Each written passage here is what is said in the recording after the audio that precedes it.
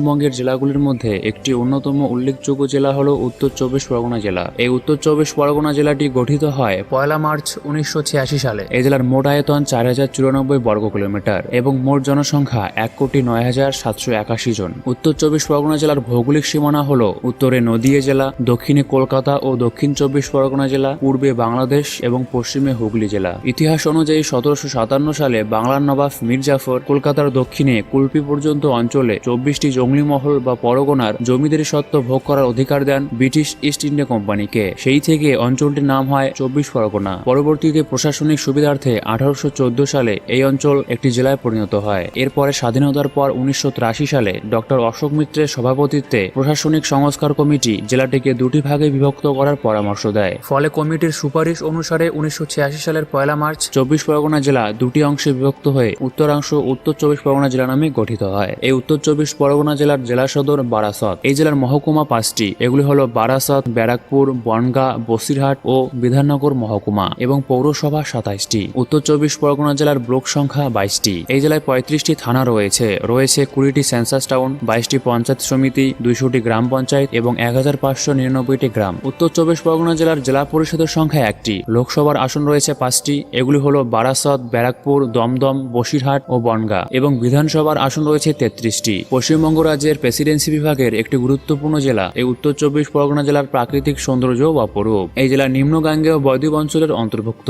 সম্পূর্ণ জেলায় উচ্চভূমি বা মালভূমির কোনো অস্তিত্ব নেই। এই জেলার প্রায় পুরোটাই পলিগঠিত সমভূমি। এই জেলার মধ্য দিয়ে প্রবাহিত উল্লেখযোগ্য নদ নদীগুলি হল ইচ্ছামতি, যমুনা, বিদ্যাধারী, কালিন্দী, রায়মঙ্গল, হুগলি ইত্যাদি। উত্তর চব্বিশ পরগনা জেলার জলবায়ু গ্রীষ্মমণ্ডলীয়, শুষ্ক এবং আর্দ্র। এই জেলার সর্বোচ্চ তাপমাত্রা 41 ডিগ্রি সেন্টিগ্রেড এবং সর্বনিম্ন তাপমাত্রা 10 ডিগ্রি সেন্টিগ্রেড। এই জেলার বার্ষিক গড় বৃষ্টিপাতের পরিমাণ 1579 মিমি। উত্তর চব্বিশ পরগনা জেলার অর্থনীতি মূলত শিল্প, চাকরি ও কৃষি নির্ভর। তবে কিছু কিছু জায়গায় বসবাসকারী মানুষ কৃষিকাজ ছাড়াও খামার, কুটির শিল্প, মাছ চাষ ইত্যাদি জীবিকার সাথে জড়িত। এই জেলার অনুকূল পরিবেশে কৃষিকাজও অনেক ভালো হয়। এই জেলায় ধান, গম, পাট, ইক্ষু থেকে শুরু করে বিভিন্ন রকমের শাকসবজি, ফলমূল ও তৈলবীজ উৎপাদিত হয়। উত্তর চব্বিশ পরগনা জেলায় বসবাসকারী বেশিরভাগ মানুষদের প্রধান ভাষা হলো বাংলা। তবে এই জেলায় হিন্দি, উর্দু প্রভৃতি আরো অন্যান্য ভাষাও প্রচলিত। উত্তর চব্বিশ পরগনা জেলার মোট সাক্ষরতার হার 84.06%। এই জেলার উল্লেখযোগ্য কয়েকটি শিক্ষা প্রতিষ্ঠান হল ওয়েস্ট বেঙ্গল স্টেট ইউনিভার্সিটি,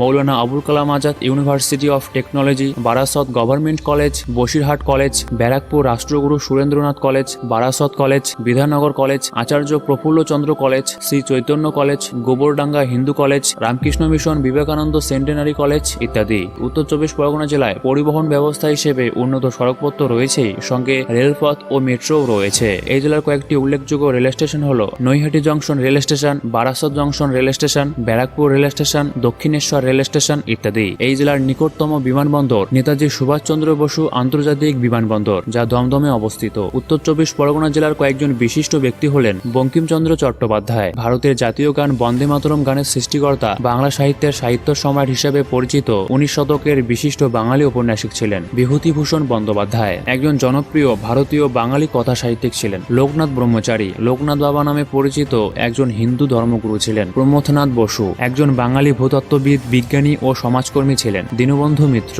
একজন বাঙালি লেখক এবং নাট্যকার ছিলেন প্রমুখ। উত্তর চব্বিশ পরগনা জেলার উল্লেখযোগ্য দর্শনীয় স্থানগুলি হল দক্ষিণেশ্বর কালী মন্দির। কলকাতার নিকটে দক্ষিণেশ্বরে হুগলি নদীর পূর্ব তীরে অবস্থিত এই কালী মন্দির 1855 সালে রানী রাসমণি তৈরি করেছিলেন। আদ্যাপীঠ মন্দির দক্ষিণেশ্বর মন্দিরের নিকটবর্তী একটি বিশিষ্ট তীর্থযাত্রা কেন্দ্র হল দেবী আদ্যামায়ের এই আদ্যাপীঠ মন্দির। চাকলা ধাম বেড়চাপের নিকটে বাবা লোকনাথের জন্মস্থান। এই চাকলা বাবা লোকনাথের মন্দিরের জন্য বাংলার একটি সুপরিচিত ধর্মীয় পর্যটন কেন্দ্র। বিভূতিভূষণ বন্যপ্রাণী অভয়ারণ্য বনগাঁ শহর থেকে 25 কিলোমিটার দূরে অবস্থিত এই অভয়ারণ্যে প্রচুর চিত্রা হরিণ দেখা যায়। চন্দ্রকেতুগড় এটি একটি বিখ্যাত প্রাচীন ঐতিহাসিক স্থান। এছাড়াও অন্নপূর্ণা মন্দির, মুলাজোর কালীবাড়ি, নৈহাটি বঙ্কিম সংগ্রহশালা, গান্ধীঘাট, মঙ্গল পাণ্ডে পার্ক, পানিহাটি, অ্যাকোয়াটিকা, রবীন্দ্র তীর্থ ইত্যাদি।